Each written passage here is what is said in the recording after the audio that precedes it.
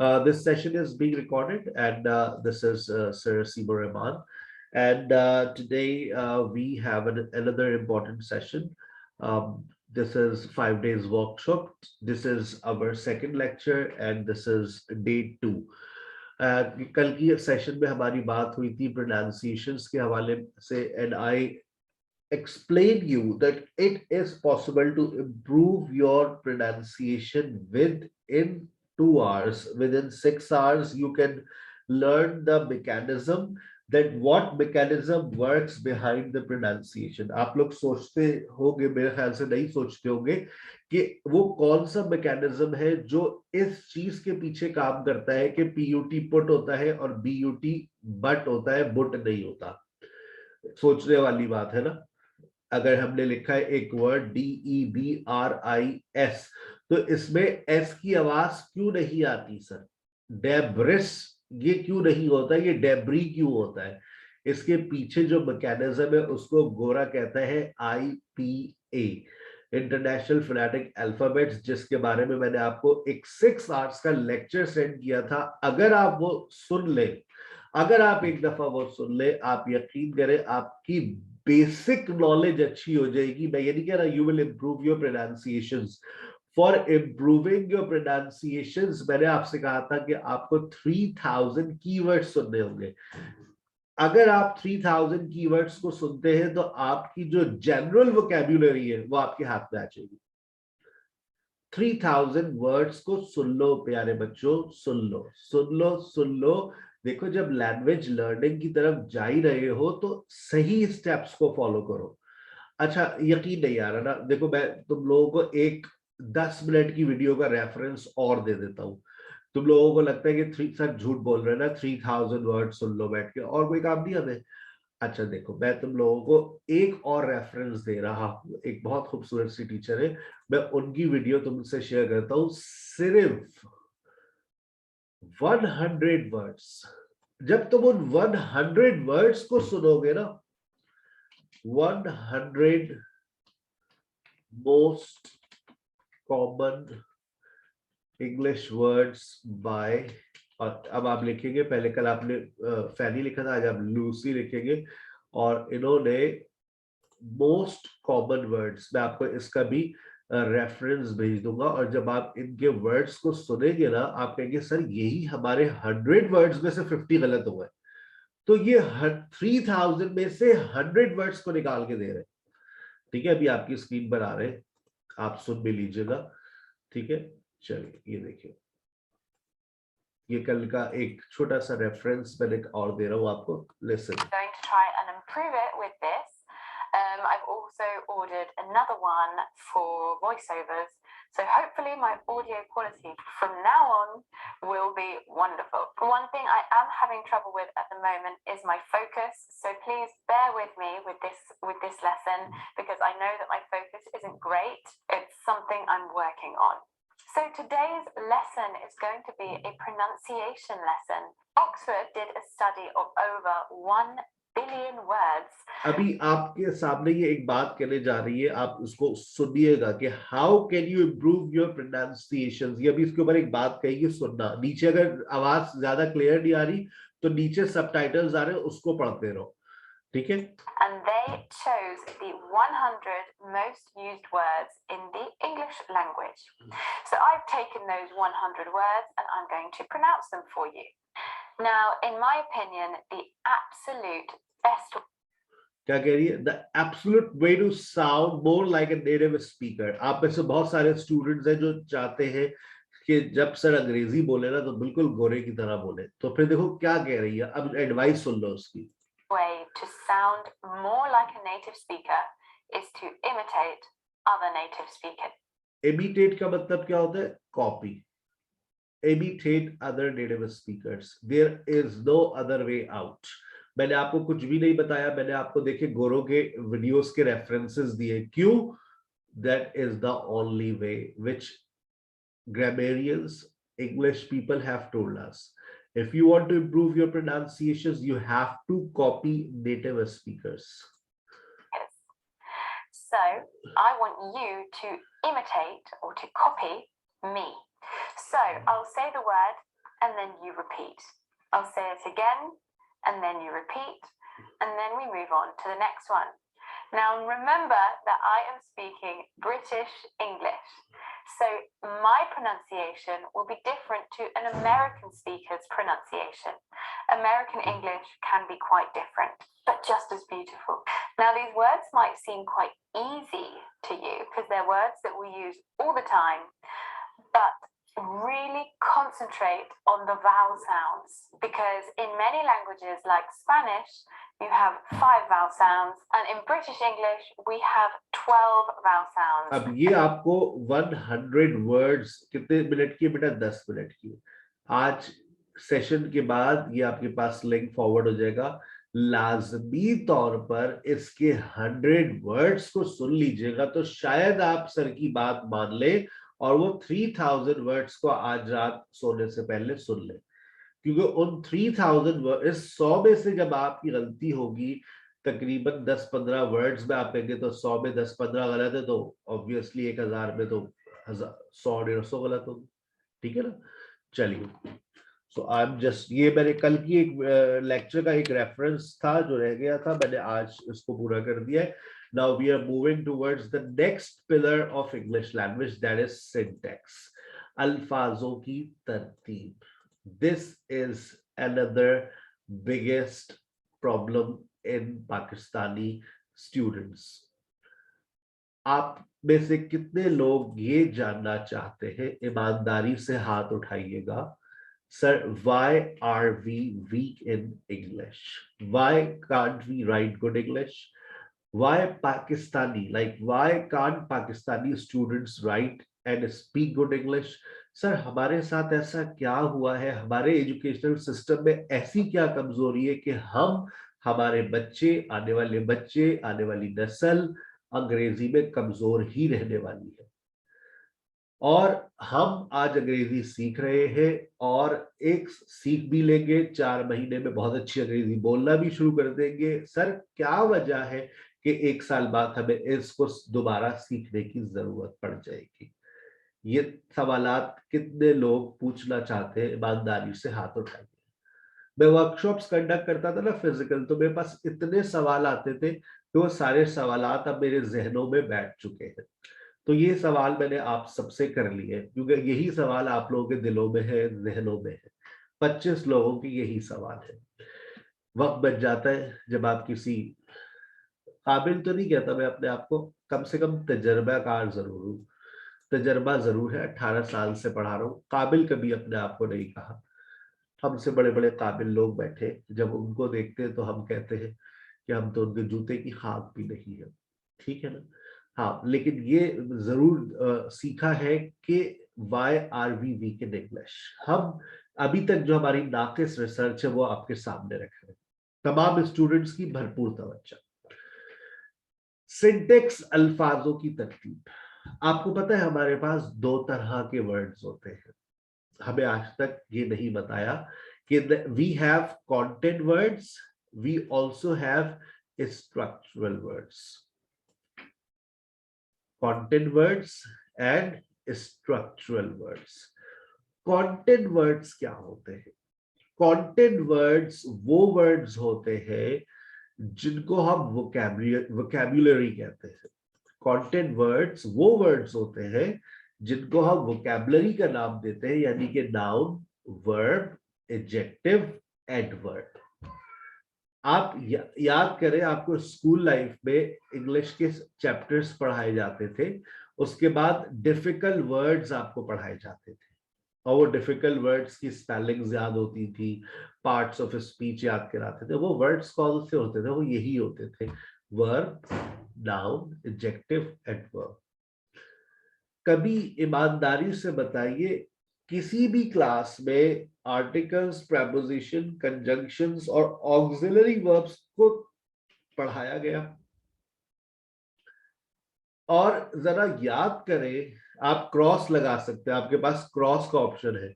याद करें, पढ़ाया तफसील से कि किसी टीचर ने इसकी अहमियत को बताया हो, और जो बात अब सर बताने जा रहे हैं कि जब आप सेंटेंस को जोड़ते हैं तो यही लोग आपकी मदद के लिए आते हैं, यही वर्ड्स आपकी मदद के लिए आते हैं। These are structural words. अगर आप इन वर्ड्स को अपने सेंटेंस से थोड़ी देर के लिए एक्सट्रैक्ट कर दें, निकाल दें, आपका सेंटेंस ऐसा ही हो जाएगा जैसे आपने तस्बीह के दानों में से धागा खींच दिया, बिखर जाएगा। He went to Lahore with his friend by PIA to attend an important event, but the event cancelled and he came back by train on Sunday. जो highlighted words है वही हमारी प्रॉब्लम है। हमारी प्रॉब्लम यही है, आप टिक लगाकर बता सकते हैं सर आप सही कह रहे हैं। हमारी प्रॉब्लम यही है कि कंटेंट वर्ड्स हमारे जहन में है, जुमला नहीं जुड़ता, जुमला नहीं बनता, अल्फाज नहीं जुड़ते, हमारे सेंटेंस का स्ट्रक्चर नहीं बन पा रहा होता, कैसे जोड़े चीजों को। 12 लोग मेरी बात से सहमत हैं, they agree with my statements. यही असल में हम लोग बेटा, हम रिसर्चर्स हैं, we have researched on language skills of different students of Pakistan, कि मुख्तलिफ शहरों के लोग, अब क्यों मुख्तलिफ शहरों को कैसे असिस्ट किया, क्योंकि जब हम पढ़ाते थे फिजिकली तो मुख्तलिफ शहरों से ही लोग बच्चे आते थे पढ़ने कराची में, तो हम हर जगह के बच्चों को देखते थे। मैं आपको बताऊं सबसे अच्छी अंग्रेजी जो बहुत मेहनत से जो लोग पढ़ते हैं वो गिलगित के लोग पढ़ते हैं।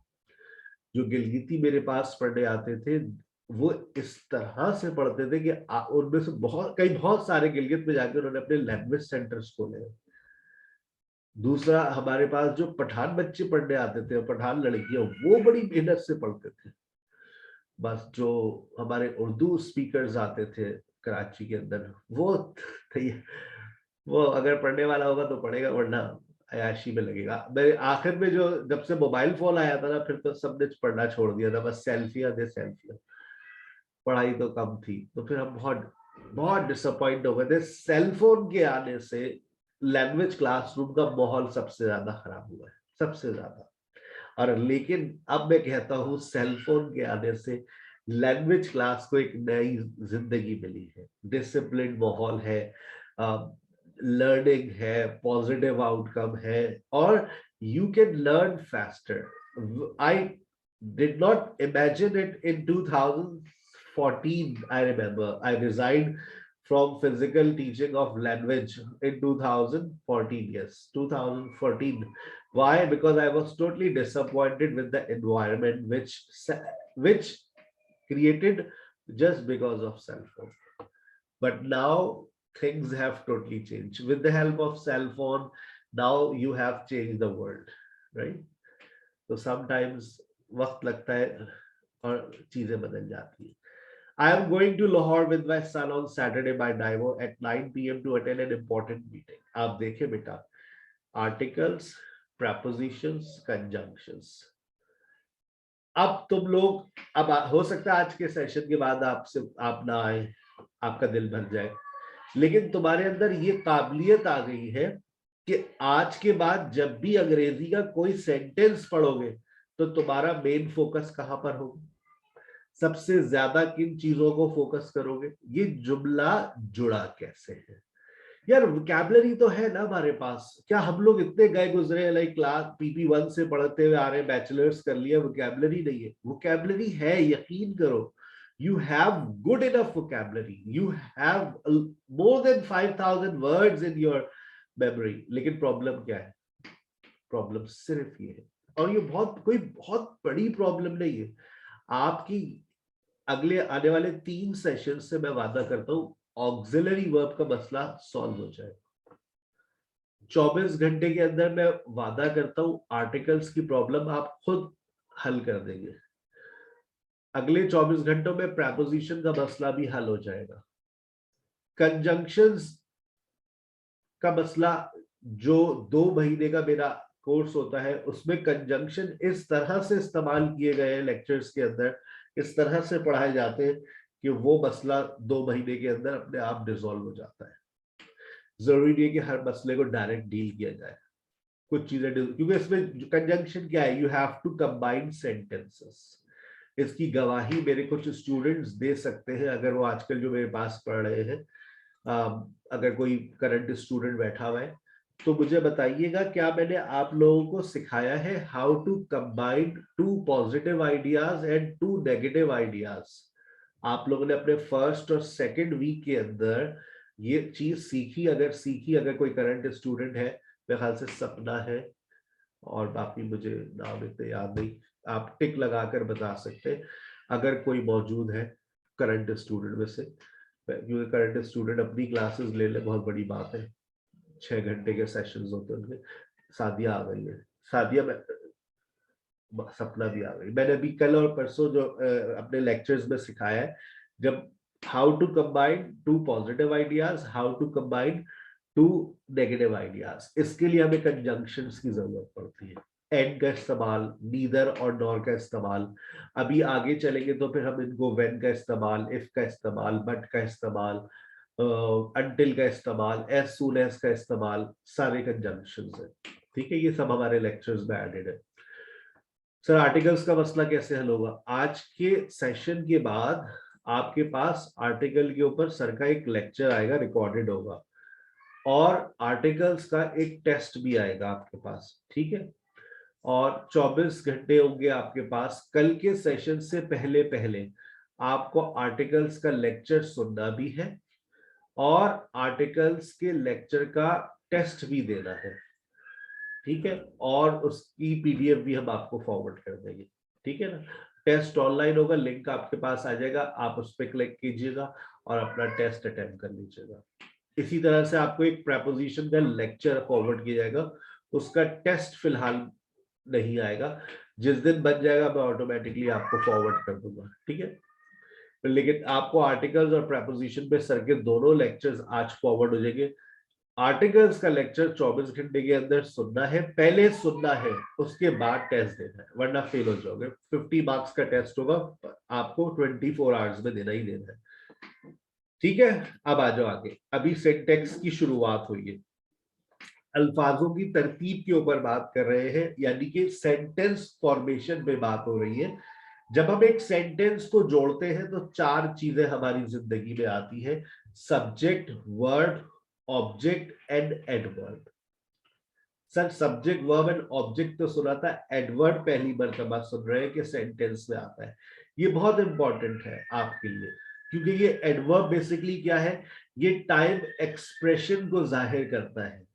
टाइम एक्सप्रेशन से क्या मुराद है? Sir Haseeb teaches us every day, sir Haseeb हमें रोज पढ़ाते हैं, every day is an adverb. Time expressions के हवाले से आपसे भी ये बात कर रहा है। ठीक है, every day sir Haseeb teaches us, sir Rasib teaches, sir Rasib every day teaches us. You are changing the place of an adverb, but the meaning of sentence is not changing. आप एडवर्ब की जगह को बदल दे, उसकी meanings नहीं बदलेगी। Adverb sentence के आखिर में आ सकता है, जुमले के शुरू में आ सकता है, लेकिन फिर कैपिटलाइजेशन का ख्याल रखिए, कॉमा लगाइए, और ये सब्जेक्ट के बाद और मेन वर्ब के से पहले आ सकता है। Sometimes she calls me, अब sometimes को आगे ले जाइए, she calls me sometimes, she sometimes calls me. He usually plays cricket, usually को शुरू में ले आइए, usually he plays cricket, he plays cricket usually. Yesterday I called Sarah yesterday, I yesterday called Sarah. He never buys cell phone, he always disturbs us. अब ये दो adverbs ऐसे हैं, never, always, इनको मत छेड़े, ये अपनी जगह पर इनको रहने दीजिए। कभी आप सुना है आपने he buys cell phone never, he buys cell phone never, तो हर एडवर्ब ऐसा उसको छेड़ने की जरूरत भी नहीं है, कुछ चीजें अपनी जगह पर अच्छी लगती है। अच्छा, ये चीजें कैसे पता चलती है? जब आप किसी लैंग्वेज को एक्सपोज करते हैं, जितना एक्सपोजर आपका लैंग्वेज से बढ़ता है, आप चीजों को याद कर लेते हैं कि ये चीज यहां पर ही अच्छी लगती है। जैसे मैं भी आपसे एक जनरल नॉलेज का सवाल करूं, I am good at English या I am good in English? I am good in English या I am good at English? Good in, good at, chat में लिख के भेजिएगा। गुड इन, गुड एट, कौन सा किसके साथ जाएंगे? अच्छा, अभी वोटिंग भी कर लेते हैं। वो स्टूडेंट्स टिक लगाइए जो कहते हैं गुड इन सही है, और वो स्टूडेंट्स क्रॉस लगाइए जो कहते हैं गलत है। आपके पास देखिए क्रॉस टिक और क्रॉस का ऑप्शन आ रहा होगा, गुड इन और गुड एट। 10 लोग कहते हैं ये गलत है, 14 लोग कहते हैं सही है, 18 लोग, अब माशाल्लाह 22 लोग कहते हैं सही है, 10 लोग कहते हैं गलत है। जो गलत है लोग वो सोच लें। गुड इन और गुड एट, 10 वाले सोच ले। 26 और 10 का मुकाबला चल रहा है। वोट 26 वोट आए गुड इन इंग्लिश, 26 वोट पड़ चुके अब तक। कुछ लोग देखिए, वोट डालना सबका हिस्सा है, सब लोग वोट डालें, ठीक है ना। वोट हर इंसान का कौमी हक है। आप लेकिन एसकेएच का हक का वोट 13 लोग कह रहे हैं गलत है, 26 लोग कह रहे हैं। कुछ लोग, कुछ उम्मीदवार अपना कोई जवाब नहीं दे रहे, वो कह रहे हैं 50-50, वी हैव नो नॉलेज। 27 लोग कह रहे हैं ये सही है और 13 लोगों ने कहा कि ये गलत है। तो यानी कि majority students are wrong, majority गलत है, क्योंकि ये कॉमन एरर है, ये कॉमन एरर है, कॉमन एरर है अंग्रेजी का। ये गुड के साथ इन नहीं लगता, गुड एट होता है। हाय अल्लाह, कैसी बातें कर रहे हैं सर। देखो ये है हमारा, ये लैंग्वेज से हमारा एक्सपोजर है। हमें हमेशा जब एक्सपोज किया गया गुड के साथ तो वो गुड इन, हमारे अंग्रेजी टीचर्स भी गुड इन ही बोलते थे। लेकिन वो तो जब हम खुद टीचर बन गए तो हमने खुद फैसला किया किताबें पढ़ने के बाद कि गुड इन होता है या गुड एट होता है। तो पता चला गुड एट होता है, बैड एट होता है। हाँ, एक्सपर्ट इन होता है, वीक इन होता है, लेकिन गुड इन नहीं होता, गुड एट होता है। I am good at English. आई बात समझ? I am in the class, हम लोग इनको यूं भी समझ लेते हैं, मे क्लास में हूं, I am in the class, class के अंदर होना। मैं अंग्रेजी में अच्छा हूं तो ये जो में है सर ये इन है जी, नहीं, ऐसा कुछ भी नहीं है। यानी कि when you expose yourself to language you learn the correct word order, ठीक है ना। अब इसी तरह से चले एक सेंटेंस और पूछता हूं। आई एम गुड एट होता है, याद कर लो, गुड एट होता है। I am good at English, I am good eight cricket, I am good eight something, I am good at doing something. Good in नहीं होता, ठीक है, बैड एट होता है। ये प्रेपोजिशंस है, ठीक है। अच्छा, मैं आपसे एक और पूछ लेता हूं जो कॉमन एरर है। आई एम गोइंग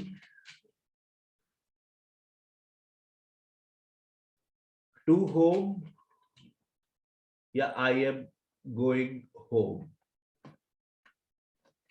कौन सा जुमला सही है? अगर आप कहते हैं ये जुमला सही है तो आप टिक लगाइए। मैं आपके फीडबैक्स को क्लियर कर देता हूं।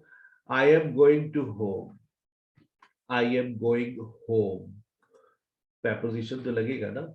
I am going to home, I am going home, I am going to school, I am going to market, I am going to home. लोग कह रहे थे, 7 लोगों ने कहा ये सही है, 2 लोग कहते हैं ये गलत है। सर बड़े सियासी आदमी है, बता रहा हूं, सोच समझ के जवाब देना। अभी 10 लोगों का वोट है सही है, I am going to home. क्योंकि देखो हमारे सोचने का तरीका यही है बहनों, हमारे सोचने का तरीका यही है। I am going to market, I am going to school, मैं घर जा रहा हूँ, मैं स्कूल जा रहा हूँ, मैं मार्केट जा रहा हूँ, I am going to any place, I am going to Lahore. तो हम यही सोचकर जुमला लिखते हैं, I am going to home. लेकिन याद रखे ये जुमला गलत है, ये जुमला 100% गलत है। I am going home is the right one. Sir ये क्या आपने बात कर दी? बस यही तो बातें हैं जो आप सीखते हैं लैंग्वेज को, जब आप एक्सपोज करते हैं। आप लोग गलत बातों को रट चुके हैं और आप वही बातें इस्तेमाल कर रहे हैं। अच्छा, अब क्या ये बात सही है? आई एम गोइंग, कोई बात अच्छी लगे तो आप दिल भी भेज सकते हैं, किसी कोई बात अच्छी लगे तो आप दिल भी भेज सकते हैं, आई डोंट माइंड, ठीक है। अच्छा, आई एम गोइंग टू, अब थैंक यू वेरी मच, 2 दिल आ गए। अच्छा लगता है। आई एम गोइंग, अच्छा क्या ये जुमला सही है? मैं आपको भेज रहा हूं, I am going to her home, क्या अब ये जुमला सही है? I am going to her home, I am going, ये सही है या ये भी गलत है? बहुत सियासी जुमले लिखता हूं मैं सोच समझ के, जब सर ने ये बोल दिया I am going to home गलत है, तो अब सोचना है कि I am going to her home सही है या गलत है। तुक्के लगा रहे, ये 17 लोगों ने कंफर्म तुक्का लगाया है, नॉलेज बिल्कुल नहीं है। अच्छा लैला लिखा इट्स राइट, सोच लो, सोच लो, मेजोरिटी सोच लो, मैं फिर कह रहा हूँ सोच लो। I am going home is the right one, ये मैंने आपसे कहा, I am going home to का इस्तेमाल नहीं करते हम।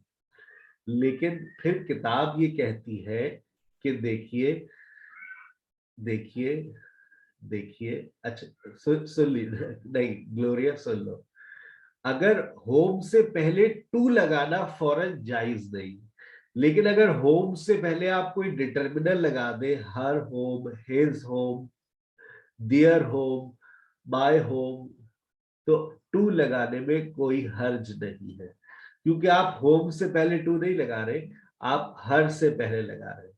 डिटर्मिनर लगा दो तो टू लगा लो। हाय अल्लाह, वाह, I am going to her home, it is absolutely right. Sir ये छोटी छोटी बातें कहाँ से पता चलती है? ये कोई नहीं पढ़ाता, ये कोई नहीं पढ़ाता, टेंसेस पढ़ा देंगे, मॉडल्स पढ़ा देंगे, यही छोटी छोटी बातें आपको जब पता चलती है जब आप लैंग्वेज क्लासेस में लैंग्वेज को एक्सपोज करते हैं।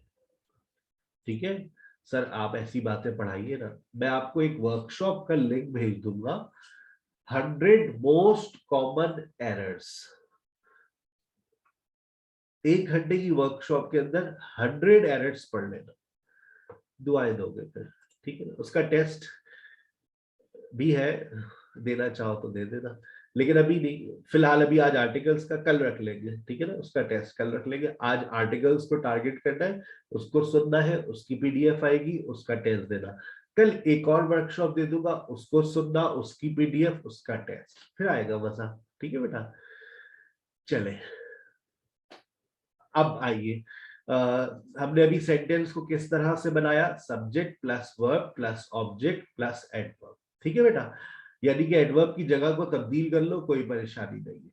ठीक है, अच्छा एक और छोटी सी बात देखो, कितनी छोटी सी बात है और कितने ज्यादा गलतियां होती है। सारा कॉल्स भी ऑन संडे, हम संडे से पहले ऑन लगाते हैं, ठीक है ना, प्रपोजिशन का रूल है ये, संडे से पहले ऑन लगता है।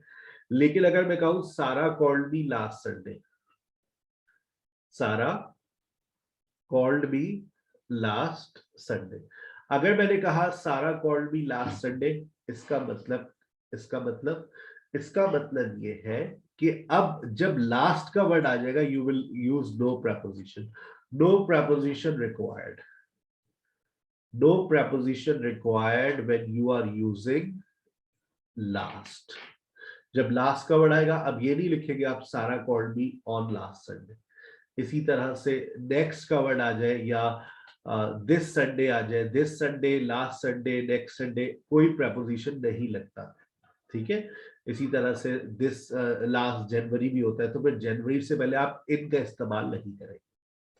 सर क्या एडवर्ब के बगैर जुमला बन सकता है? बिल्कुल बन सकता है। सर क्या ऑब्जेक्ट के बगैर बन सकता है? अरे बना दिया है।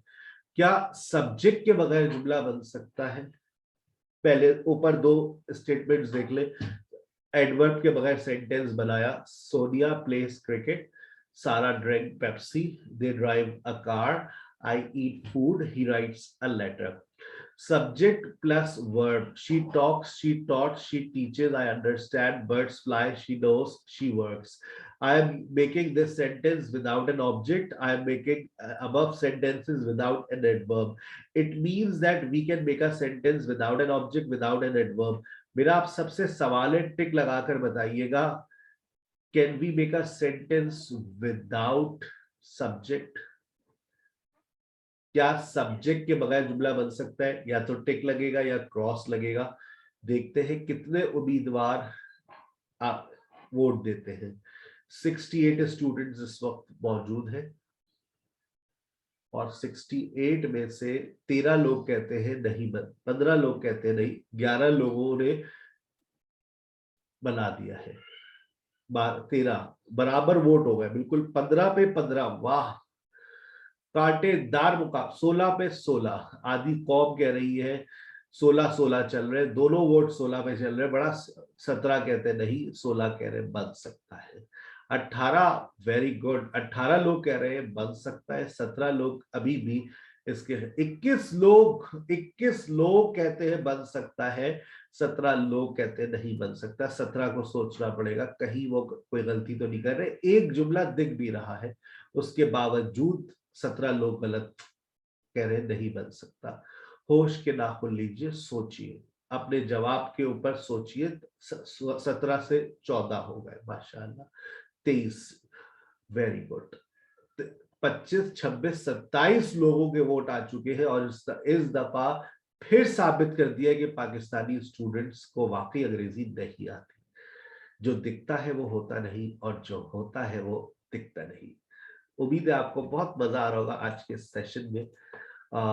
जो दिखता है वो होता नहीं और जो होता है वो दिखता नहीं। जो आपको यहां नहीं दिख रहा वो है, जो आपको यहां नहीं दिख रहा वो है। क्योंकि अगर देखिए आप फॉर्मेशन के आगे पढ़ लेते इंपेरेटिव सेंटेंस। सो इंपेरेटिव सेंटेंस की डेफिनेशन क्या है, इंपेरेटिव सेंटेंस क्या कहता है, गौर से सुनिएगा और उसके बाद फिर सोचिएगा कि आपने ऐसा क्यों कहा। In imperative sentence, subject is normally hidden because it is definite. आप, आमना मेरे सामने खड़ी है, मैंने आमना से कहा कॉल सारा नाउ, सारा को बुलाओ अभी के अभी, मार डालो उसको अभी के अभी, kill her right now, open the door now, don't call him tonight. इसमें मैंने सब्जेक्ट का इस्तेमाल नहीं किया, लेकिन क्या यहां सवाल ये उठता है, क्या यहां पर सब्जेक्ट नहीं है? सर हमारी आंखों को तो नहीं दिख रहा, तो चश्मा लगाओ। लगा हुआ है सर ऑलरेडी। आइए एक खास रोशनी में देखते हैं, शायद किसी जुमले में आपको कोई सब्जेक्ट नजर आ जाए। गौर से देखिए तमाम सेंटेंसेस को, कहीं पर कोई रोशनी आपको नजर आ रही होगी येलो कलर की, जो आपकी आंखों के ऊपर पर्दे को हटा रही होगी और आपको सब्जेक्ट दिख रहा होगा, जो अमूमन दिखता नहीं है। अब कितने लोग कहते हैं कि सब्जेक्ट के बगैर जुमला बन सकता है? याद रखें, याद रखें, याद रखें, we can never make a sentence without a subject. It is possible, सुनिएगा, it is possible to make a sentence without using subject in your sentence, but it is hidden and it happens in imperative sentence only. ऐसा मुमकिन है कि आप subject को मुंह पे लाए बगैर जुमला बना सकते हैं, और ऐसा कहां पर मुमकिन है? इंपेरेटिव सेंटेंसेस में। Please give me a knife, यहां पे भी सब्जेक्ट है। Help me call her, don't knock at the door, don't disturb me, सब में सब्जेक्ट मौजूद है, जरूरत नहीं है। कॉल सारा, इसमें भी सब्जेक्ट है, लेकिन कहां है हमने दिखा भी दिया आपको। और एक वक्त ऐसा आता है, आप यकीन करें कि सब्जेक्ट खुद ब खुद जबान पर आ जाता है। तुम अपना मुंह बंद रखो। गुस्सा आ गया आपको भाई? तुम मेरे कमरे से बाहर निकल जाओ, तुम मेरे कमरे से बाहर निकल जाओ। You get out from my room, you get out from my room, तुम मेरे कमरे से बाहर निकल जाओ। You get out from my room, don't you stand up, तुम तो खड़े मत हो।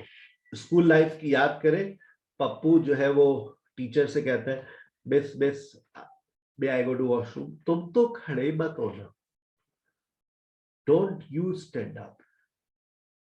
ए तुम, मेरी बात सुनो,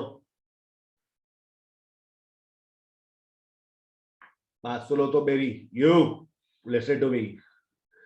अब आपकी ससुराल वाले आ गए। जब आपकी ससुराल वाले आ जाएंगे तो फिर क्या होगा? अरे आप लीजिए ना, you just have some kebabs. अब आप क्या कर रहे हैं? You just have some kebabs. You just have some kebabs means आप लीजिए ना, कुछ तो लीजिए, लीजिए please. You just have some kebabs. उसके बाद you just listen to me. सुनिए ना आप। सर मेरी बात तो सुने सर आप। सर, सर आप सुन तो ले प्लीज सर। आप सामने वाले को क्या कर रहे हैं? आप सामने वाले को आमादा कर रहे हैं। आप जब सामने वाले को आमादा करते हैं तो आप क्या करते हैं? आप यू का इस्तेमाल करते हैं। जब आप गुस्सा करते हैं तो आप क्या करते हैं? यू का इस्तेमाल करते हैं। यू गुस्से में भी आ रहा है, you shut up, you shut up, तुम चुप हो जाओ। यू गेट आउट, तुम यहां से बाहर निकल जाओ। You get out from here. ठीक है, यानी कि यू का इस्तेमाल किया जा सकता है इंपेरेटिव सेंटेंस में जब आप गुस्से में हो। आ गई बात समझ तमाम स्टूडेंट्स को? ठीक है बेटा। अब चलिए आगे। अब आगे क्या है? आगे आगे मेरा अगला सवाल, क्या एक सेंटेंस में दो ऑब्जेक्ट आ सकते हैं? जल्दी। सर आपने लिखे तो ऑब्वियसली आ सकते होंगे, फिर इसके बाद आप लोगों की स्पोकन क्लास स्टार्ट हो जाएगी। जो अगर टीचर्स ने ज्वाइन कर लिया है तो टीचर्स जो ज्वाइन कर चुके वो हैंड रेस कर लीजिएगा, तो मैं आपको को होस्टिंग दे दूंगा।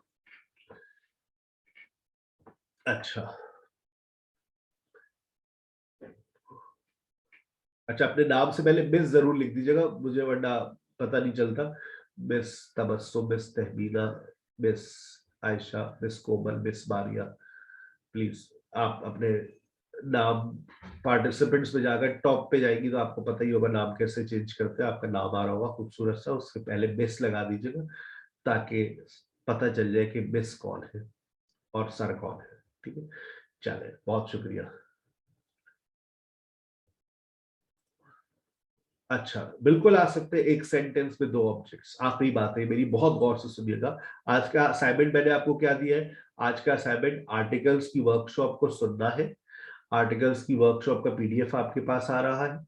उसके बाद और साथ में थोड़ी देर में, साथ ही साथ में आर्टिकल्स का टेस्ट का लिंक भी आ जाएगा। ठीक है, 24 घंटे है आपके पास आर्टिकल्स के लेक्चर को सुनने के लिए और टेस्ट देने के लिए। कल की क्लास में most common 100 errors in English language, उसकी वर्कशॉप के बारे में आपको बताऊंगा। ठीक है, अगर एक सेंटेंस में दो ऑब्जेक्ट्स आ रहे हैं तो उन दो ऑब्जेक्ट्स का नाम सुन लो, बहुत तवज्जो के साथ, बहुत तवज्जो के साथ सुनना है। Direct object versus indirect object, something versus somebody।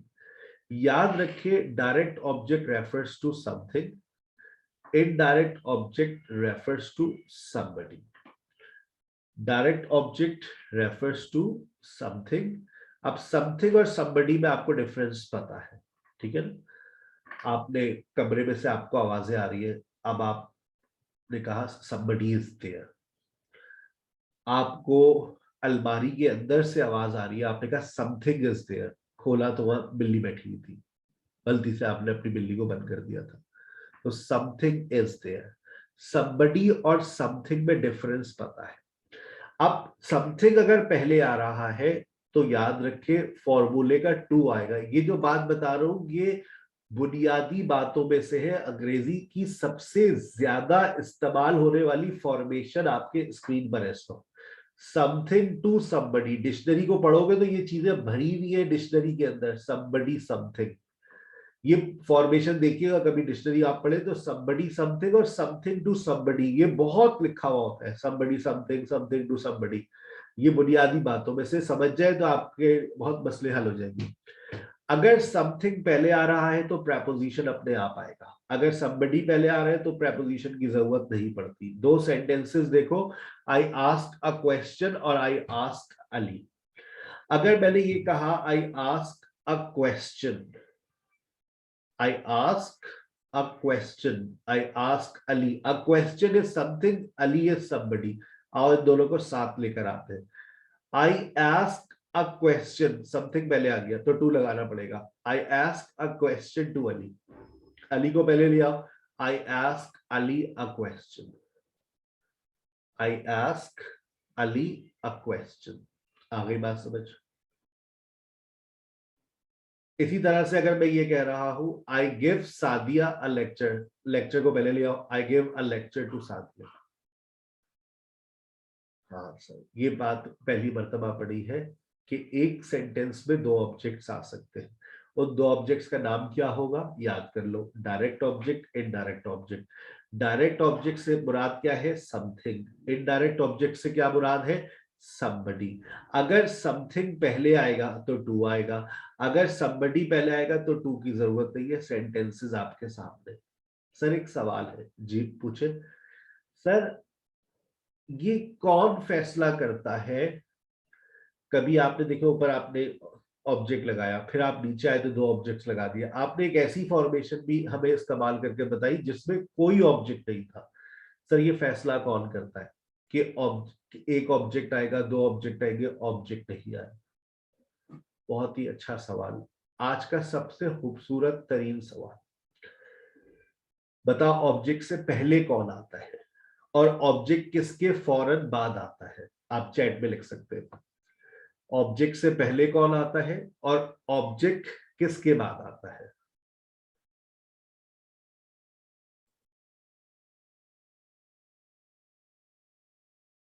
जी चैट में आ गया, verb verb verb verb verb verb. Exactly.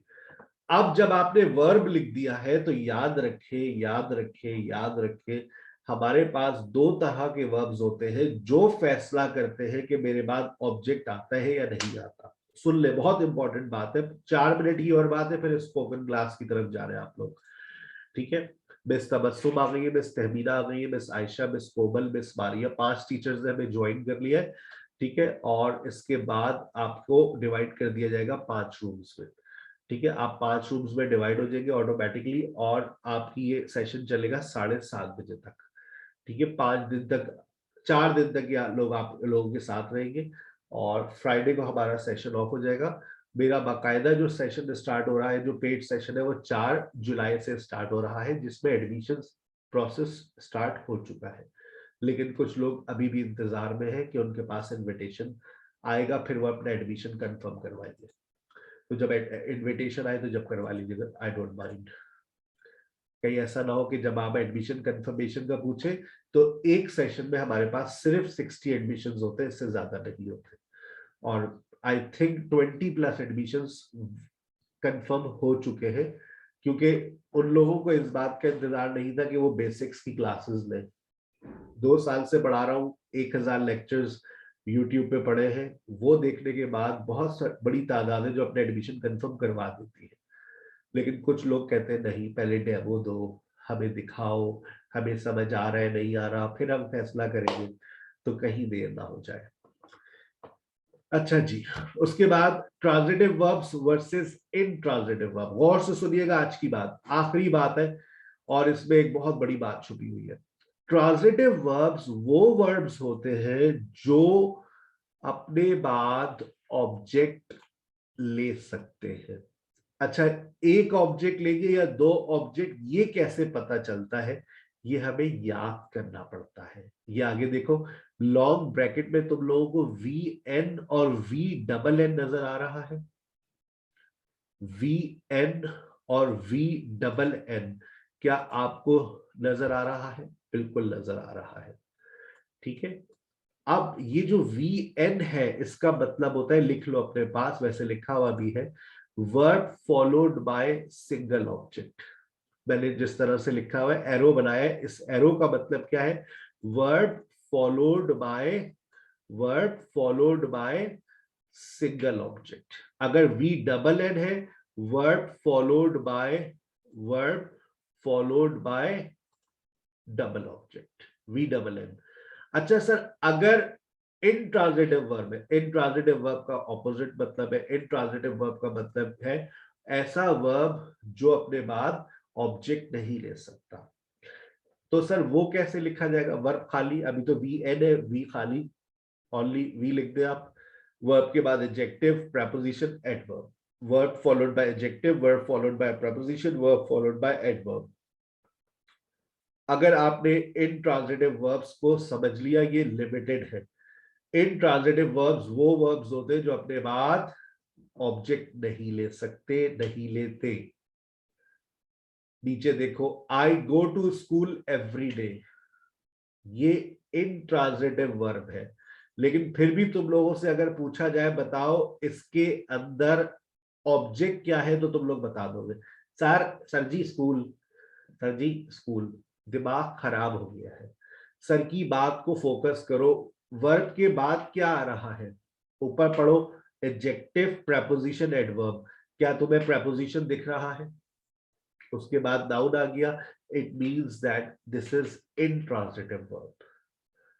इस जुमले में कोई ऑब्जेक्ट नहीं है। एवरीडे आपका क्या है? एडवर्ब है। स्कूल आपका नाउन है, कॉम्प्लीमेंट का नाम दे सकते हैं आप उसे, लेकिन आप उसे ऑब्जेक्ट नहीं कह सकते। और जितने भी वर्ब ऑफ मूवमेंट्स होते हैं, गो, कम, अराइव, ये सारे के सारे क्या होते हैं?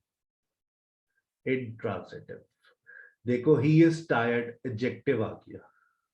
ही ड्राइव स्लोली, देखो देखो देखो देखो, एडवर्ब आ गया।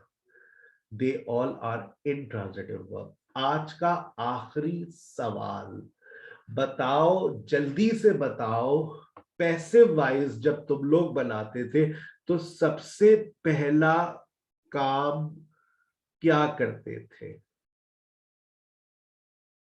बताओ, सबसे पहला काम क्या करते थे? सर, ऑब्जेक्ट को सब्जेक्ट बनाते थे। अब मुझे ये बताओ, अगर तुम्हारे पास कोई ऐसा सेंटेंस है जिसमें इंट्रांजिटिव वर्ब है, तो क्या उसका पैसिव बनेगा? यस और नो, टिक लगाकर बताओ। दोबारा सुनना, तुम्हारे पास कोई ऐसा सेंटेंस है जिसमें इंट्रांजिटिव वर्ब का इस्तेमाल किया गया है, तो बताओ क्या उसका पैसिव बनेगा? अगर टिक लगाओगे तो बनेगा, क्रॉस लगाओगे तो नहीं बनेगा। नहीं बनेगा, क्यों? क्योंकि सर वहां पर ऑब्जेक्ट ही नहीं होगा। इंट्रांजिटिव वर्ब्स जब इस्तेमाल किए जाते हैं जब आपके पास ऑब्जेक्ट ही नहीं होता है उन सेंटेंसेस में, तो सर उसका पैसिव भी नहीं बनेगा। टेक्निकल बात एक क्लियर हो गई ना, कि जब आप इंट्रांजिटिव वर्ब्स का इस्तेमाल कर रहे हैं तो आप उसका पैसिव नहीं बना सकते। सर इंट्रांजिटिव वर्ब्स ज्यादा है या ट्रांजिटिव? इंट्रांजिटिव वर्ब्स लिमिटेड है। सर इसकी कोई लिस्ट अगर मिल जाती, थोड़ा सा आगे, थोड़ा सा जहमत कर लीजिएगा, स्क्रॉल डाउन कर लीजिएगा अपने नोट्स को, तो आपको बहुत अच्छी बातें मिल जाएंगी, एक छोटी सी लिस्ट भी मिल जाएगी। मुझे उम्मीद है आज का लेक्चर बहुत अच्छे से क्लियर होगा। ये वो सर्टिफिकेट है जो आपको 2 महीने के कोर्स करने के बाद मिलता है, ठीक है। 2 months, when you spend 2 hours, it means you have spent at least 60 hours in online course, ठीक है। This is the international standard of writing, that you have spent 60 credit hours, no matter 2 months, 4 months, 6 months, right? कल का हमारा session शुरू होगा subject and object से, और फिर हम शिफ्ट करेंगे, ये छोटा सा टॉपिक है, फिर हम शिफ्ट करेंगे। कल का जो मोस्ट इंपॉर्टेंट टॉपिक है वो होगा आपका गालिबन वर्ब। कल की क्लास अगर मिस हो गई तो बहुत कुछ मिस कर जाओगे, बहुत कुछ। सो you don't have to miss your class tomorrow. This is the most important session of these 5 days, जिससे आपका auxiliary verb का जो प्रॉब्लम है वो सॉल्व होगा। Now you are shifting towards your spoken classes. Thank you very much for today's session.